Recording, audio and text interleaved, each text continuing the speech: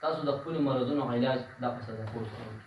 بل لفظ په حدیث کې راغلی چې څومره ډېرې صدقې انسان وکړي دومره ډېر سولې به وي، او په قبر کې هم دا صدقه د حفاظت کوي.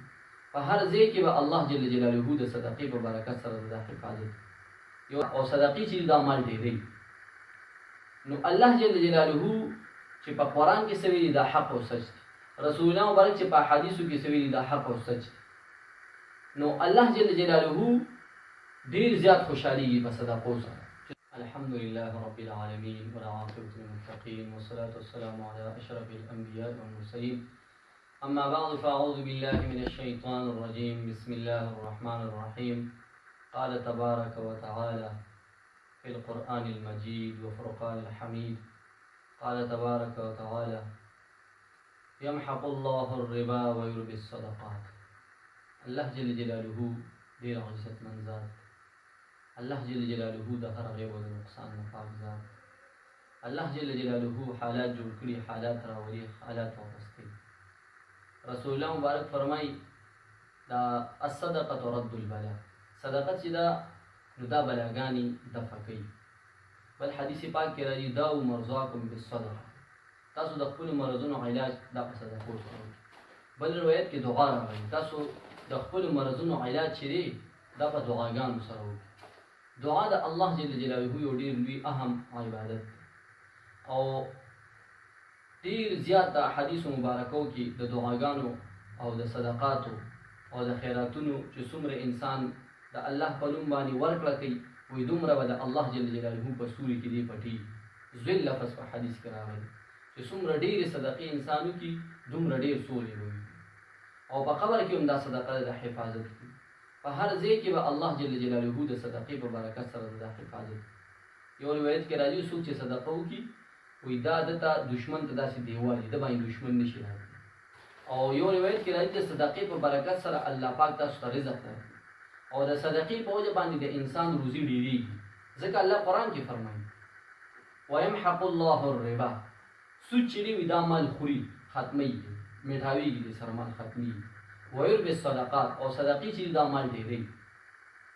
نو الله جل جلاله چې په قرآن کې سوي دا حق او سچ دی، رسولان مبارک چې په حدیثو کې سوي دا حق او سچ دی، نو الله جل جلاله ډېر زیات خوشحالېږي په صدقو سره چې څوک صدقې کوي د الله په نوم باندې ورکړه کوي. او په دې کې اخلاص شرط دی چې اخلاص پکې وي هله، نو د دې مؤمن مال چې دی دا به الله پاک سیوا کوي. او په کومه زمانه کې چې چا هم د الله په نوم باندې ورکړه کوي نو الله ډېر غیرتي دی، الله جل جلاله د هغه دا ورکړه چې دا ضایع کړې نه ده. او د کتابونو یو واقع ذکر کړې ده، وایي څوک چې خپل مړو پسې یعنې کوم خلک چې دنیا نه تللي دي په هغې پسې صدقه او خیرات کوي، وایي دا هغې ته میلاوېږي او ډېر زیات خوشحالېږي. یو مړي د قرآن په تلاوت سره ډېر خوشحالېږي، او یو مړي په صدقه او په خیرات سره ډېر خوشحالېږي چې څوک ورپسې صدقې او خیراتونه دي. نو الله پاک مونږ او تاسو د قرآن او د حدیث په رڼا کې دا خبرې ټولې ذکر شوي په قرآن او په حدیثو مبارکو چې مونږ او تاسو د الله په نوم باندې ډېره ورکړه کوو. لکه حدیث پاک کې راځي که نه، وایي څوک چې د الله په نوم باندې مثال په طور یو کس کور ته سره وړل او هغې پاخه کړل او ګاونډیانو پرې ولېږل، نو چې چا راوړي دي، چا پخ کړي دي او چا ویې وړل، د دې درې واړو الله پاک بخښنه او مغفرت. اوس مونږ او تاسو وایو زموږ په معاشره کې دا شی څومره کم شوی دی، څوک ګاډو د الله په نوم باندې ورکړه نه کوي.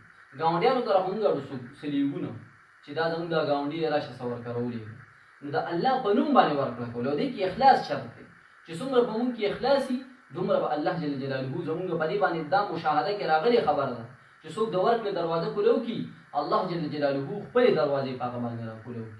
نو چې مونږ تاسو هر کله صدقه او خیرات ورکو چې په دې کې مونږ تاسو د الله اخلاص پکې لټو، الله ته پکې ګورو. ځکه الله فرمایي ورضوان من الله اکبر، د ټولو لوی شی دا د الله رضا ده، وذلک هو الفوز العظیم، او دا د ټولو نه غټه کامیابي ده. صحابو کې دا د ټولو نه غټ صفت و چې په خپل ځان باندې بل ته ترجیح ورکړي. الله جل جلاله دې مو تاسو ته د صحابه کرام رضوان الله تعالی علیهم اجمعین په نقش قدم باندې د تللو توفیق راکړي. واخر دعوانا ان الحمد لله رب العالمین.